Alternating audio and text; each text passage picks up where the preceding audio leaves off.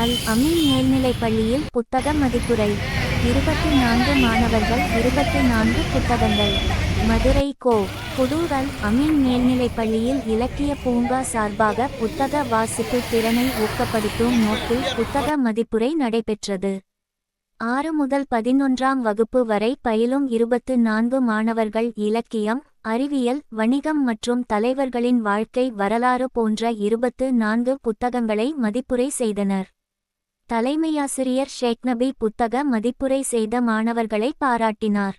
இந்நிகழ்ச்சியினை ஆசிரியர்கள் ஏற்பாடு செய்தனர். மதுரை கோபுதூர் அல் அமீன் மேல்நிலைப் பள்ளியில் நடைபெற்ற புத்தக மதிப்புரை நிகழ்வு புத்தக வாசிப்பு திறனை ஊக்குவிக்கும் வகையில் அமைந்திருந்தது.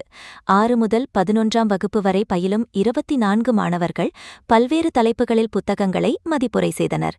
தலைமையாசிரியர் ஷேக் நபி மாணவர்களை பாராட்டியது பாராட்டுக்குரிய செயல்.